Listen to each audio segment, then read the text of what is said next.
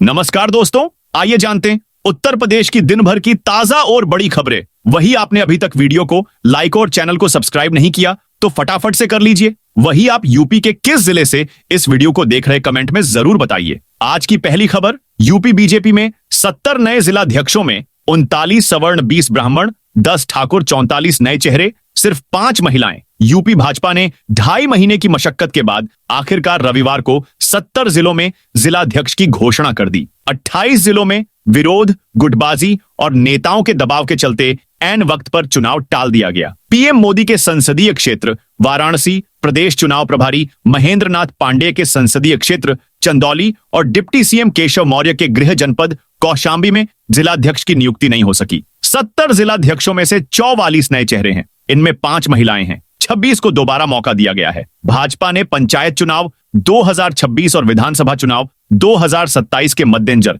लखनऊ से दिल्ली तक काफी मशक्कत के बाद यह टीम तैयार की है। 39 जिलाध्यक्ष सामान्य वर्ग से हैं। इनमें 20 ब्राह्मण, 10 ठाकुर, 4 वैश्य, 3 कायस्थ और 2 भूमिहार हैं, जबकि 25 ओबीसी और 6 अनुसूचित जाति से हैं। पूरे यूपी को भाजपा ने 98 संगठनात्मक जिलों में विभाजित कर रखा है। जनवरी के पहले हफ्ते से ही जिलों में चुनाव प्रक्रिया जारी थी, लेकिन विरोध और नेताओं के दबाव के चलते प्रदेश चुनाव प्रभारी महेंद्र नाथ पांडेय, प्रदेश अध्यक्ष भूपेंद्र सिंह चौधरी और महामंत्री संगठन धर्मपाल सिंह सभी जिलों में एक साथ जिलाध्यक्ष घोषित कराने में सफल नहीं हो सके। भाजपा में लंबे समय बाद ऐसा देखने को मिला है जब प्रदेश और राष्ट्रीय नेतृत्व जिलाध्यक्षों की नियुक्ति के लिए एकमत नहीं हो सका। योगी सरकार में अपराधियों के लिए कहर बनी पुलिस। भाजपा सरकार के 8 साल के कार्यकाल में अपराधियों पर यूपी पुलिस कहर बनकर टूटी। कानून व्यवस्था को चुनौती देने वाले अपराधियों पर यूपी पुलिस ने शिकंजा कसा। इस दौरान यूपी पुलिस ने 930 अपराधियों पर रासुका लगाकर सख्ती की तो इनकी अपराध के जरिए कमाई गई 142 अरब की संपत्ति जब्त कर ली। 8 साल में पुलिस ने 222 बदमाशों को मुठभेड़ में मार गिराया, जबकि 8118 अपराधी घायल हुए। 20,221 इनामी बदमाशों को जेल की सलाखों के पीछे भेजा गया। सरकार ने दावा किया कि जीरो टॉलरेंस नीति से नागरिकों को भयमुक्त करने का प्रयास सफल रहा है। एटीएस ने 8 सालों में 130 आतंकी पकड़े। किसानों को लेकर सीएम योगी ने अफसरों को दिया सख्त निर्देश। यूपी सरकार रबी विपणन वर्ष 2025 से 26 के लिए गेहूं की खरीद 17 मार्च को शुरू करेगी। खरीद 6500 केंद्रों पर 15 जून तक जारी रहेगी। रविवार को एक आधिकारिक बयान में यह जानकारी दी गई। बयान के अनुसार केंद्र सरकार ने गेहूं का समर्थन मूल्य 2425 रुपए प्रति क्विंटल निर्धारित किया है, जो विगत वर्ष से 150 रुपए प्रति क्विंटल अधिक है। पिछले वर्ष गेहूं का समर्थन मूल्य 2275 रुपए प्रति क्विंटल था। मुख्यमंत्री योगी आदित्यनाथ ने अधिकारियों को निर्देश दिया है कि किसानों को 48 घंटे के भीतर भुगतान कर दिए जाएं। उन्होंने कहा कि क्रय केंद्रों पर आने वाले किसानों के लिए भी समुचित व्यवस्था की जाए, उन्हें किसी प्रकार की परेशानी न हो। मोबाइल केंद्र के माध्यम से किसानों के गांवों में जाकर भी खरीद होगी। आजमगढ़ में सिर्फ कागजों पर चलते पाए गए 219 मदरसे। यूपी में शिक्षा के नाम पर धोखाधड़ी का मामला सामने आया है। आजमगढ़ जिले में जांच के दौरान 219 मदरसे कागजों पर चलते पाए गए, जिसके बाद विभिन्न थानों में धोखाधड़ी के मामले दर्ज किए गए हैं। पुलिस अधिकारी ने इसकी जानकारी दी। पुलिस अधीक्षक हेमराज मीणा ने रविवार को बताया कि आर्थिक अपराध शाखा की जांच में पता चला था कि 219 मदरसे सिर्फ कागजों पर चल रहे थे और उनका कोई अस्तित्व नहीं है।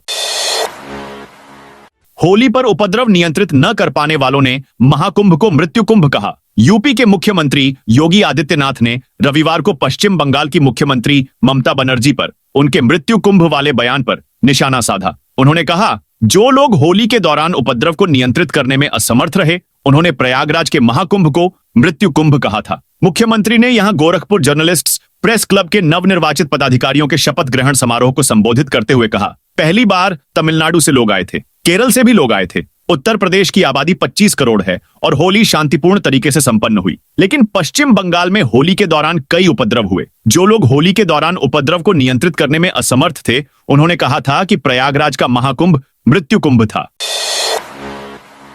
संभल जामा मस्जिद की रंगाई पुताई शुरू। संभल की शाही जामा मस्जिद के बाहरी हिस्से में रंगाई पुताई का काम शुरू हो गया है। रविवार की सुबह 9 मजदूरों ने काम शुरू कर दिया है। फिलहाल सफेद रंग से ही मस्जिद की पुताई की जा रही है। एएसआई की 2 सदस्यीय टीम ने शनिवार को श्रमिकों के साथ मस्जिद का निरीक्षण किया था। साथ ही मटेरियल को लेकर भी चर्चा की थी। मस्जिद पर मौजूद जिम्मेदार लोगों का कहना है कि रंगाई पुताई का काम जल्द से जल्द पूरा करने के लिए यदि आवश्यकता महसूस हुई तो मजदूर बढ़ाए भी जाएंगे। हाई कोर्ट ने 3 दिन पहले 1 हफ्ते में रंगाई पुताई कराने का आदेश दिया था। इसमें 4 दिन बचे हैं।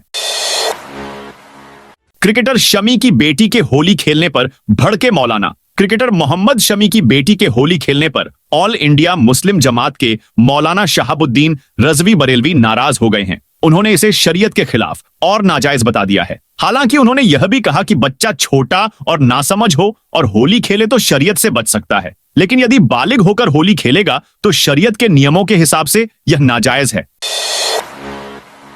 संभल सीओ अनुज चौधरी की जान पर खतरे का पिता ने जताया था। अंदेशा सीओ अनुज चौधरी को लेकर उनके पिता द्वारा सुरक्षा संबंधी चिंता जाहिर करने के बाद यह मामला चर्चा का विषय बन गया है। इस पर एसपी कृष्ण कुमार बिश्नोई ने साफ शब्दों में कहा कि पुलिस फोर्स के जवानों की सुरक्षा के लिए पर्याप्त इंतजाम किए गए हैं और किसी को भी चिंता करने की जरूरत नहीं है। एसपी ने कहा कि हम खुद लोगों को सुरक्षा देने वाले हैं। हालांकि माता पिता को अपने बच्चों की चिंता होती है, लेकिन हम उन्हें आश्वस्त करना चाहते हैं कि पर्याप्त पुलिस फोर्स तैनात है। हमराही भी साथ होते हैं, इसलिए किसी को सुरक्षा की चिंता करने की जरूरत नहीं है। उन्होंने यह भी कहा कि अगर हमारे ही पेरेंट्स इस तरह से चिंतित होंगे तो इससे एक गलत संदेश जाएगा। जो भी लोग पुलिस सेवा में हैं, उनके परिवार को निश्चिंत रहना चाहिए कि प्रशासन हर परिस्थिति में उनके साथ खड़ा है।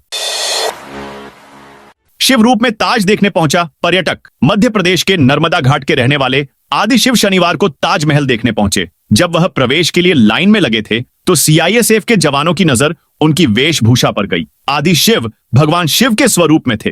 उनके हाथ में त्रिशूल और डमरू दिखा। इस पर उनसे कहा गया कि त्रिशूल और डमरू अंदर ले जाने की अनुमति नहीं है। इनको जमा कराने के बाद उन्हें प्रवेश दिया गया। आदि शिव ने कहा कि वह ताजमहल इसलिए देखने आए हैं कि दुनिया भर के लोग यहां आते हैं। आखिर ताजमहल में है क्या? आदि शिव शनिवार की शाम 4:45 पर ताजमहल के पूर्वी गेट पर पहुंचे थे। आदि शिव के हाथ में त्रिशूल, डमरू और कमर पर श्रृंगी लटकती देख बरबस ही लोगों की निगाहें उन पर टिक गईं। यूपी 112 पर लोगों का बड़ा भरोसा। होली के दिन मदद के लिए यूपी में 1 लाख से अधिक लोगों ने कंट्रोल रूम 112 पर फोन किया। इसके जरिए 84,127 स्थानों पर मदद के लिए पहुंची। यूपी पुलिस ने इन आंकड़ों के साथ दावा किया कि नागरिकों का पुलिस पर भरोसा बढ़ा है। डीजीपी प्रशांत कुमार ने बताया कि यूपी 112 प्रणाली की तकनीक, अन्य आपात सेवाओं से इंटीग्रेशन, पीआरवी की संख्या में बढ़ोतरी, सूचना देने वाले के नाम गोपनीय रखने से लोगों का विश्वास बढ़ा है। 9 अप्रैल को लखनऊ की रैली में शामिल होंगे बिजली कर्मी। निजीकरण के विरोध में बिजली कर्मियों ने रणनीति बनाई है कि ट्रांजैक्शन कंसल्टेंट की नियुक्ति प्रक्रिया को निरस्त करने की मांग मुख्यमंत्री से की जाएगी। इसके लिए कर्मी 9 अप्रैल को लखनऊ में होने वाली रैली में शामिल होंगे। विद्युत कर्मचारी संयुक्त संघर्ष समिति के संयोजक पुष्पेंद्र सिंह ने बताया कि 9 अप्रैल की रैली में देश के सभी प्रांतों के बिजली इंजीनियर और कर्मचारी लखनऊ जाएंगे। इसमें गोरखपुर से भी कर्मचारी शामिल होंगे। कहा कि सोमवार को भी विरोध सभा के माध्यम से प्रदर्शन जारी रहेगा। बिजली कर्मी मोहद्दीपुर मुख्य अभियंता कार्यालय परिसर में सभा और प्रदर्शन करेंगे। कानपुर जिला पंचायत का अनुमानित बजट पास। रविवार को जिला पंचायत अध्यक्ष की अध्यक्षता में जिला पंचायत में अनुमानित आय और व्यय का बजट पास कर दिया गया। 73 करोड़ 96 लाख की आय और 63.39 खर्च का अनुमान लगाया गया है। राज्य सरकार से वित्तीय वर्ष 2025 से 26 के लिए विकास कार्यों के लिए 24 करोड़ रुपए का बजट मिलने की उम्मीद है। गोरखपुर में शराब की 11 दुकानों के लिए लॉटरी 27 को आबकारी विभाग की ओर से नए स्थानों पर चिन्हित की गई दुकानों को लेकर कारोबारी रुचि नहीं दिखा रहे हैं। जिले में 580 में से 11 दुकानें अभी खाली हैं। एक बार फिर से इन दुकानों के लिए आवेदन निकाला गया है। 27 मार्च को इन दुकानों के लिए ई लॉटरी निकाली जाएगी। 6 मार्च को गोरखपुर क्लब में 60 मिनट में शराब की 580 दुकानों की लॉटरी निकल गई थी। जिनके नाम से लॉटरी निकली थी वह बहुत खुश हुए थे। इधर विभाग लाइसेंस शुल्क निर्धारित करते हुए 12 मार्च तक जमा करने का समय दिया, लेकिन अंतिम तारीख गुजरने के बाद 7 दुकानों का लाइसेंस शुल्क नहीं जमा हो सका है। जिला आबकारी अधिकारी महेंद्र नाथ सिंह ने बताया कि 10 देसी ऑफ एक कंपोजिट का लाइसेंस शुल्क नहीं जमा हुआ है। इसके लिए आवेदन निकाला गया है। 17 मार्च से लोग आवेदन कर सकते हैं। 27 मार्च को इन दुकानों की ई लॉटरी निकाली जाएगी।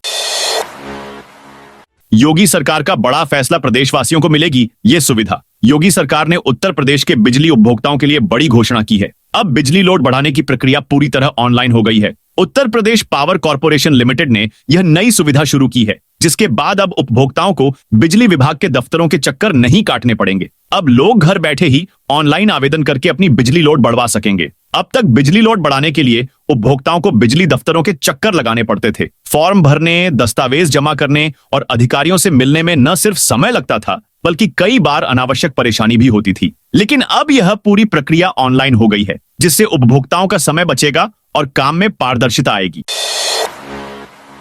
127 किसानों के परिवारों को मिलेगा 6,17,70,000 रुपए का मुआवजा। कानपुर नगर के 127 किसानों के परिवारों को 6,17,70,000 रुपए का मुआवजा दिया जाएगा। मुख्यमंत्री कृषक दुर्घटना कल्याण योजना के तहत इन किसान परिवारों को लाभ मिलेगा। योजना के तहत घाटमपुर तहसील में 59, बिल्हौर तहसील में 37, सदर तहसील में 20 और नरवल तहसील में 11 किसानों के परिवारों को इस योजना का लाभ मिलेगा। जिलाधिकारी जितेंद्र प्रताप सिंह ने बताया कि सरकार की ओर से भेजे गए स्वीकृत दावों के आधार पर बजट आवंटित कर दिया गया है। सभी परिवारों को जल्द मुआवजा दिया जाएगा। उन्होंने बताया कि इस योजना के तहत किसानों के परिजनों के साथ साथ पट्टा धारकों और बटाई धारकों को भी लाभ मिलता है। किसानों की दुर्घटना में मृत्यु या दिव्यांगता पर 5 लाख रुपए तक की सहायता राशि दी जाती है। दुर्घटना में आवेदक किसान की मृत्यु होने पर उसके परिवार के माता पिता, पत्नी, पुत्रवधू, पुत्र, पुत्री, पौत्र व पौत्री को यह सहायता राशि प्रदान की जाती है।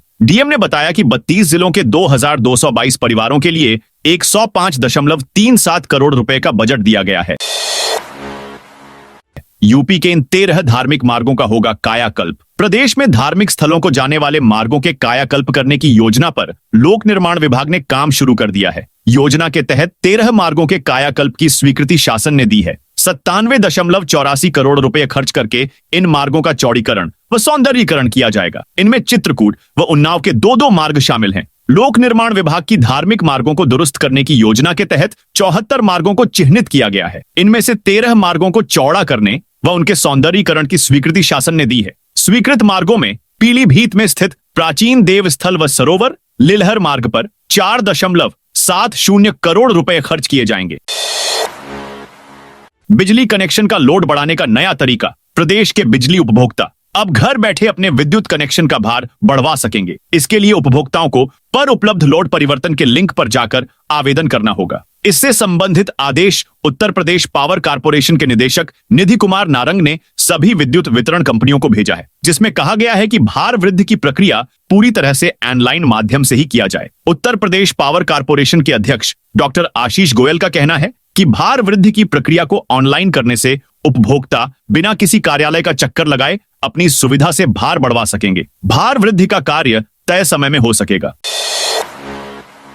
बीपीईडी डिग्री मामले पर योगी सरकार सख्त। बीपीएड की फर्जी डिग्री में फंसे जेएस विश्वविद्यालय के कुलाधिपति डॉक्टर सुकेश यादव और सपा प्रमुख अखिलेश यादव के बीच रिश्तों को लेकर उच्च शिक्षा मंत्री योगेंद्र उपाध्याय ने हमला बोला। कहा कि अखिलेश यादव की सुकेश यादव के साथ हिस्सेदारी है। विश्वविद्यालय में चल रहे फर्जीवाड़े की जांच आर्थिक अपराध अनुसंधान शाखा कर रही थी। उससे पहले जयपुर पुलिस ने डॉक्टर सुकेश को गिरफ्तार कर लिया। शासन ने नोटिस जारी किया है, जल्द मान्यता समाप्त होगी। इसके अलावा उनके आगरा स्थित अग्रवन हेरिटेज विश्वविद्यालय की भी जांच कराई जाएगी। खालिस्तानी आतंकी लजर मसीह से पीसीआर पर होगी पूछताछ। बब्बर खालसा इंटरनेशनल के खालिस्तानी आतंकी लजर मसीह को अब पुलिस कस्टडी रिमांड पर लेकर पूछताछ की जाएगी। आतंकवाद निरोधक दस्ता की टीम लजर मसीह के आईएसआई कनेक्शन, विदेशी हथियार की तस्करी और बीकेआई के नेटवर्क की पड़ताल करेगी। कौशाम्बी जिला जेल में निरुद्ध लजर मसीह की न्यायिक अभिरक्षा 19 मार्च 2025 को समाप्त हो रही है। ऐसे में उसे पीसीआर पर लेने के लिए इस तिथि से पहले ही कोर्ट में अर्जी दाखिल करने की तैयारी शुरू हो गई है। सूत्रों का कहना है कि आतंकी लजर का केस अपने हाथ में लेने के बाद एटीएस ने विवेचना को आगे बढ़ाना शुरू कर दिया है। इस दौरान लजर के पंजाब, दिल्ली, यूपी में फैले नेटवर्क और पाकिस्तानी खुफिया एजेंसी आईएसआई से सीधा जुड़ाव होने को लेकर केंद्रीय एजेंसियों से मदद ली जा रही है।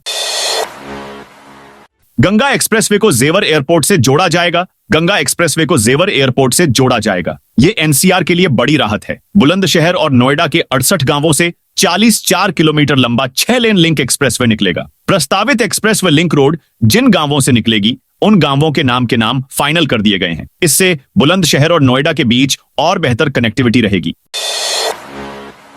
लखनऊ में 2 महीने के लिए लागू हुई बीएनएस धारा 163 राजधानी लखनऊ में आगामी त्योहारों और परीक्षा सत्र को ध्यान में रखते हुए बीएनएस की धारा 163 को 14 मार्च से प्रभावी रूप से लागू कर दिया गया है। इस आदेश के तहत 2 महीने तक बिना अनुमति के धरना प्रदर्शन, विरोध मार्च और जुलूस निकालने पर पूर्ण प्रतिबंध रहेगा। पिछले कुछ वर्षों में लखनऊ सहित अन्य शहरों में त्योहारों और परीक्षाओं के दौरान कई बार सांप्रदायिक तनाव, अफवाहें और विरोध प्रदर्शन देखने को मिले हैं। लखनऊ पुलिस कमिश्नरेट ने पहले ही स्पष्ट कर दिया था कि किसी भी अप्रिय स्थिति से निपटने के लिए सख्त कदम उठाए जाएंगे।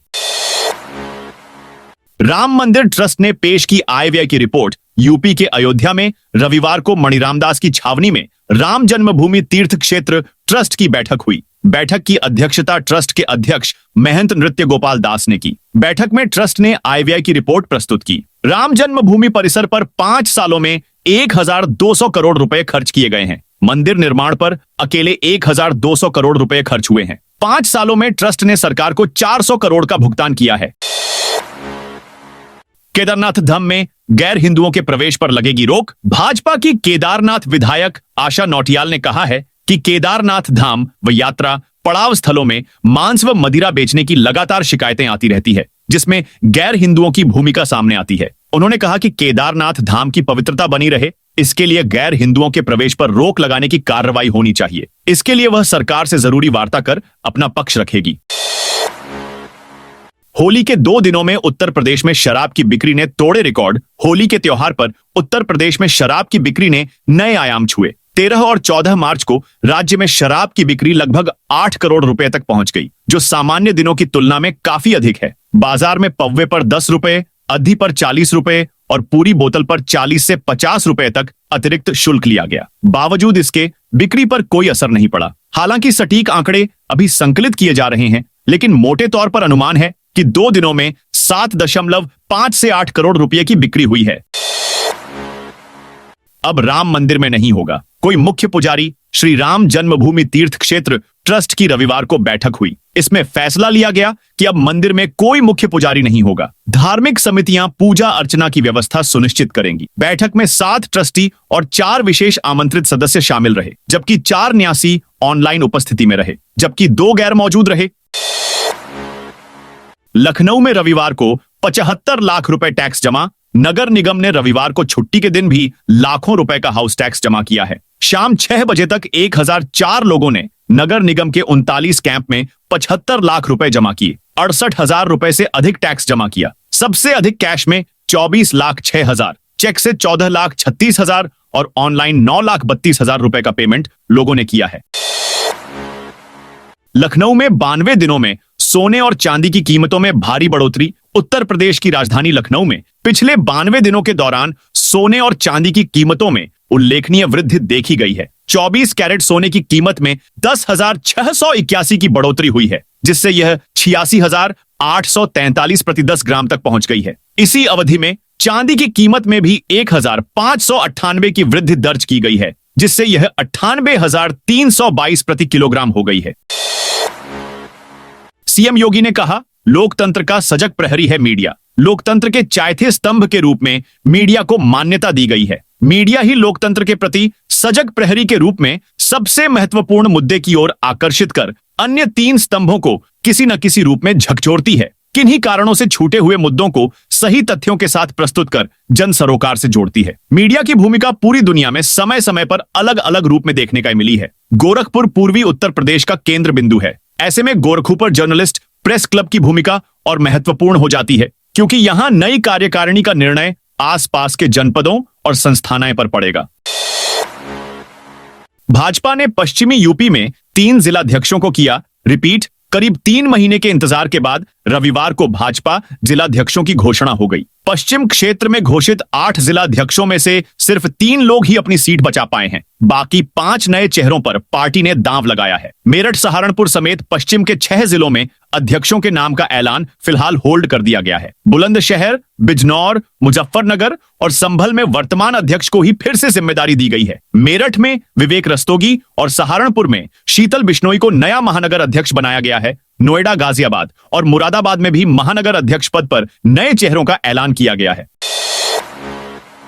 पटेल चौक पर 55 फीट ऊंचे स्तंभ पर फहरा तिरंगा। सुल्तानपुर के कादीपुर तहसील मुख्यालय के पटेल चौक पर एक भव्य समारोह का आयोजन किया गया। नगर पंचायत अध्यक्ष आनंद जायसवाल के नेतृत्व में 55 फीट ऊंचे स्तंभ पर राष्ट्रीय ध्वज फहराया गया। कार्यक्रम में सत्य माइक्रो कैपिटल लिमिटेड के सीईओ विवेक तिवारी मुख्य अतिथि के रूप में उपस्थित रहे। इस अवसर पर कादीपुर विधायक राजेश गौतम, जयसिंहपुर विधायक राजप्रसाद उपाध्याय और सुल्तानपुर अमेठी के विधान परिषद सदस्य शैलेंद्र प्रताप सिंह भी मौजूद थे।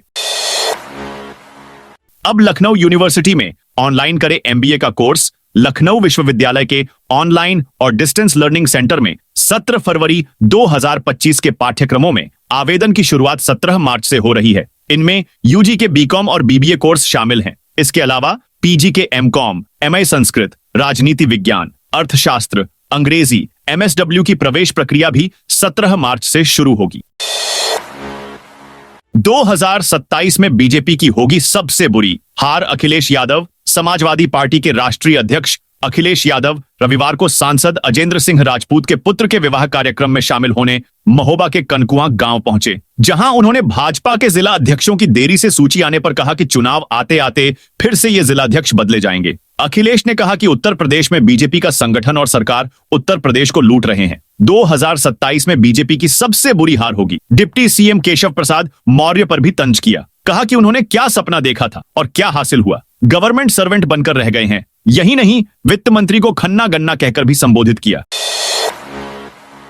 लखनऊ नगर निगम के जोन 4 में कैंप का समय बदला। लखनऊ नगर निगम गोमती नगर विस्तार में हाउस टैक्स जमा करने का समय बदल गया है। लोगों ने नगर निगम से मांग की थी कि हाउस टैक्स जमा करने के कैंप का समय दिन के बजाय सुबह और शाम के समय कर दिया जाए। दरअसल गोमती नगर विस्तार में हाउस टैक्स नहीं जमा हो रहा था। रविवार को अपर नगर आयुक्त पंकज श्रीवास्तव ने जोन 4 के अधिकारियों और आरडब्ल्यूए के पदाधिकारियों के साथ बैठक की। इस दौरान लखनऊ जन कल्याण महासमिति के पदाधिकारियों ने अपनी समस्याओं को अधिकारियों के सामने रखा। बलरामपुर में 24 स्वास्थ्य केंद्रों पर 1805 मरीजों का इलाज। बलरामपुर में रविवार को मुख्यमंत्री आरोग्य स्वास्थ्य मेले का आयोजन किया गया। जिले के 24 प्राथमिक स्वास्थ्य केंद्रों पर छुट्टी के दिन भी स्वास्थ्य सेवाएं प्रदान की गईं। मेले में कुल 1805 लोगों का उपचार किया गया। इनमें 762 पुरुष, 593 महिलाएं शामिल। मेले में लोगों को स्वास्थ्य सुविधाओं के बारे में जागरूक किया गया। मौसम बदलाव से होने वाली बीमारियों से बचाव और उपचार की जानकारी दी गई। साथ ही स्वच्छता के महत्व पर भी विशेष जोर दिया गया। अयोध्या के चिरौली में पशु चिकित्सा शिविर। अयोध्या के विकासखंड मिल्कीपुर के चिरौली गांव में पंडित दीनदयाल उपाध्याय पशु चिकित्सा शिविर का आयोजन हुआ। रुदौली विधायक रामचंद्र यादव और मिल्कीपुर विधायक प्रतिनिधि बाबा राम लखन ने गो पूजन के साथ मेले का शुभारंभ किया। डॉक्टर विवेक कुमार शुक्ल ने पशुपालन विभाग की योजनाओं की जानकारी दी। इनमें राष्ट्रीय लाइवस्टॉक मिशन, पशुधन बीमा और कुक्कुट विकास नीति शामिल हैं। मोबाइल वेटरनरी यूनिट और निःशुल्क कृत्रिम गर्भाधान योजना की भी जानकारी दी गई। रेलवे का अंबेडकर भवन को नोटिस 15 दिन में गिराएं। आगरा में रेलवे ने अंबेडकर भवन को अवैध घोषित कर दिया है। प्रबंधन को 15 दिन में बिल्डिंग गिराने का नोटिस दिया है। इसे लेकर दलित समाज ने विरोध प्रदर्शन शुरू कर दिया है। वहीं बसपा प्रमुख मायावती ने भी इस मामले पर आपत्ति जताई है। उन्होंने कहा, केंद्र सरकार भीमराव अंबेडकर विरोधी कार्रवाई का तत्काल संज्ञान ले और जरूरी उचित कार्रवाई भी करे। सांसद चंद्रशेखर ने इस कार्रवाई के विरोध में रेल मंत्री को लेटर लिखा है। उन्होंने कहा, अंबेडकर भवन को हटाने से बहुजन समाज आहत होगा। अंसल ग्रुप ने आगरा में एडीए को भी दिया धोखा। Anselm properties and infrastructure private limited ने आगरा में भी खरीदारों के साथ ही नहीं बल्कि आगरा विकास प्राधिकरण के साथ भी धोखा किया था। कंपनी ने आंतरिक विकास के लिए बंधक रखे जाने वाले ऐसे भूखंडों को चिह्नित किया था जिनका स्वामित्व तक अंसल ग्रुप के पास नहीं था। योजना में आंतरिक विकास के नाम पर भी कोई काम भी नहीं किया। हालांकि इस मामले में एडीए ने कंपनी के खिलाफ थाना लोहा मंडी में मुकदमा दर्ज करा दिया है। लखनऊ में कार्रवाई के बाद स्थानीय स्तर पर अंसल ग्रुप की गई जांच की जा रही है। आगरा से बेंगलुरु अहमदाबाद फ्लाइट अप्रैल से 7 दिन चलेगी। आगरा से बेंगलुरु और अहमदाबाद की उड़ानें अब सप्ताह के 7 दिन संचालित होंगी। अभी तक बेंगलुरु की फ्लाइट सप्ताह में 4 दिन, अहमदाबाद की 6 दिन चल रही थी। इंडिगो यह नई व्यवस्था 1 अप्रैल से लागू करेगी। वहीं हैदराबाद और मुंबई की उड़ानों के समय में कोई बदलाव नहीं किया गया है। ये फ्लाइट पहले की तरह मंगलवार, गुरुवार और शनिवार को ही संचालित होंगी। काशी में तैयार हुई नागा साधुओं की कैबिनेट। प्रयागराज महाकुंभ में आए वाराणसी आए नागा साधु संतों का प्रवास होली महोत्सव के साथ ही समाप्त हो गया है। अपने अपने अखाड़े से सर्टिफिकेट लेकर अब नागा साधु सन्यासी तपस्या के लिए पहाड़ों की तरफ प्रस्थान करेंगे। जूना अखाड़े के संरक्षक हरिगिरी महाराज ने नई कैबिनेट का गठन किया। इसमें वरिष्ठ अध्यक्ष आजीवन श्री महंत प्रेमगिरी महाराज, श्री महंत उमाशंकर भारती महाराज को चुना गया है, जबकि अध्यक्ष की जिम्मेदारी श्री महंत मोहन भारती को दी गई है। इसके अलावा महामंत्री श्री महंत महेशपुरी महाराज, श्री महंत शैलेंद्र गिरी महाराज को चुना गया है। 3,000 रुपए में बने एलएसजी के सदस्य लखनऊ में 3,000 रुपए देकर लखनऊ सुपर जायंट्स के सदस्य मिलने का ऑफर टीम प्रबंधन की तरफ से लाया गया है। बुधवार से इसका पंजीकरण भी शुरू कर दिया जाएगा। इस दौरान पंजीकरण करने पर लखनऊ में एलएसजी के होम ग्राउंड इकाना स्टेडियम में होने वाले 7 मैचों की टिकट फैंस को मिलेगी। इसका अलग से कोई पैसा नहीं लगेगा। भोजपुरी स्टार खेसारी की बर्थडे पार्टी में पहुंचे अखिलेश। भोजपुरी सुपरस्टार खेसारी लाल यादव ने शनिवार को लखनऊ में अपना जन्मदिन मनाया। सपा प्रमुख अखिलेश यादव ने होटल हयात में आयोजित पार्टी में शामिल हुए। उन्होंने खेसारी का हाथ पकड़वाकर केक कटवाया। कहा, खेसारी एक अच्छे गायक हैं, हम सब उनके लिए इकट्ठा हुए हैं। खेसारी का नाम सिर्फ यूपी बिहार नहीं बल्कि दुनिया भर में गूंजे। खेसारी की जन्मदिन पार्टी में अखिलेश के शामिल होने के बाद सियासी चर्चाएं शुरू हो गई हैं। वजह यह भी है कि खेसारी और अखिलेश के बीच 2 महीने में यह 5वीं मुलाकात है। कयास लगाए जा रहे हैं कि क्या खेसारी सपा में शामिल हो सकते हैं। होली खेलना मेरे और अल्लाह के बीच का मामला। सहारनपुर में कांग्रेस सांसद इमरान मसूद ने कहा, होली खेलना मेरे और अल्लाह के बीच का मामला है। इसमें मुझे किसी के सर्टिफिकेट की जरूरत नहीं है। किसी को मुझसे व्यक्तिगत नाराजगी है तो बनी रहे। जो विरोध कर रहे हैं वो ये बोल रहे हैं कि ला इलाहा इल अल्लाह मोहम्मद रसूल अल्लाह। इसके बाद किसी को कुछ बताने की जरूरत नहीं है। ये अल्लाह का काम है। हम सियासत कर रहे हैं, सियासत की बात करेंगे। राजनीति में जो फैसले होंगे वो मैं खुद लूंगा। जिसका जो काम है वह अपना अपना काम करे। दोस्तों, यह थी उत्तर प्रदेश की दिन भर की ताजा और बड़ी खबरें। जय हिंद, जय भारत।